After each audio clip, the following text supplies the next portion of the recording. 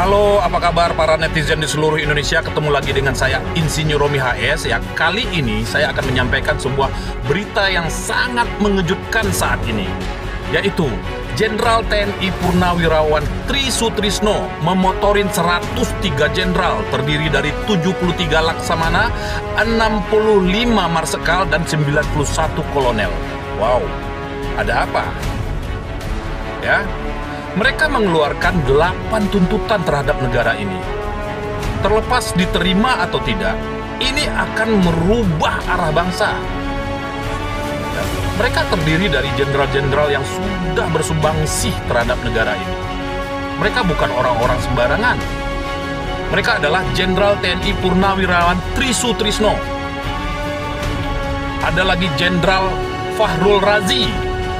Ada lagi Laksamana Slamet Subianto. Ada lagi Marsekal Hanafi Asnan. Wow, ini kita tahu orang-orang ini bukanlah orang yang sembarangan. Ya, turun gunungnya mereka ini sangat mengejutkan bagi kita. Ya, dan masih banyak orang-orang penting lainnya di sini. Kenapa baru sekarang? Ini bukan sekadar reuni makan-makan. Ya. Ini juga bukan kebetulan. Ini panggilan bela bangsa yang ada di tubuh mereka. 8 tuntutan mereka antara lain. Yang pertama, Indonesia dikembalikan kepada Undang-Undang Dasar 45 versi aslinya, tanpa revisi-revisi yang terkesan menyesatkan. Yang kedua, mendukung program Prabowo, ya, selaku Presiden Indonesia yang terpilih sekarang, kecuali pemindahan ibu kota negara atau IKN. Yang ketiga, memberhentikan proyek-proyek strategi nasional seperti PIK 2 dan Rempang yang sangat menguntungkan para oligarki dalam hal ini. Yang keempat, memulangkan tenaga kerja asing ya ke negara mereka masing-masing. Ini mengancam ekonomi dan kedaulatan bangsa. Yang kelima, penertiban tambang ya, merujuk kepada Undang-Undang Dasar 45 pasal 33. Ya, semua kekayaan alam itu untuk kesejahteraan rakyat Indonesia. Yang keenam, desakan reshuffle para menteri yang terindikasi korupsi. Ya. Yang ketujuh, memutuskan hubungan aparatur negara yang masih punya hubungan dengan kepemimpinan lama. Total putuskan hubungan dengan Jokowi. 8. Menggantikan Gibran selaku wakil presiden saat ini. Tentu dinyatakan tidak patut dan sudah melanggar konstitusi.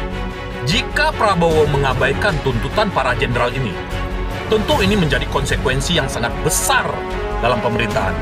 Ini tidak hanya soal legitimasi kekuasaan kepemimpinan Prabowo saat ini, tetapi ini soal stabilitas politik di negeri ini.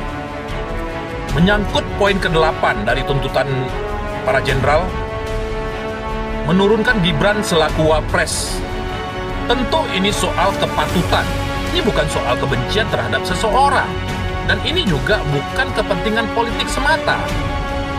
Mari kita berpikir secara normal dan rasional. Lupakan soal kepentingan-kepentingan pribadi. Pertanyaannya, lupakah kita dengan wakil presiden sebelum-sebelumnya? Ya. Kita lihat Bung Hatta, Adam Malik, Sudarmono, ya, Habibie, Megawati, Tri Sutrisno, ya, Hamzahas, Yusuf Kala, Ma'ruf Amin, ya. Mereka yang memang disediakan karena kualifikasinya. Mereka orang yang sangat terdedikasi, orang yang sangat berkredibilitas tinggi. Maaf, kalau kita boleh jujur, saudara-saudaraku, ya, kalau kita boleh jujur,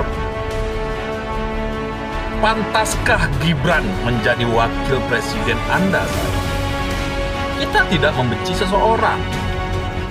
tetapi dilihat dari kepantasan dan kepatutan. Jelas semua ini syarat dari kepemaksaan, ya.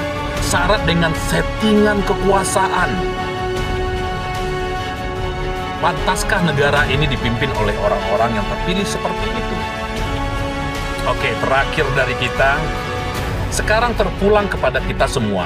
Pertanyaannya adalah, sudikah kita dipimpin oleh orang-orang seperti sekarang ini? Ya, tanpa memikirkan politik, tanpa memikirkan kepentingan pribadi, tanpa memikirkan kepentingan golongan, ya, pentingkan bagaimana bangsa ini ke depan. Ya. Untuk para penjilat, Anda tidak perlu menjawab. Tetapi untuk para pecinta negeri ini, tetaplah berjuang. Salam bela bangsa dari Medan.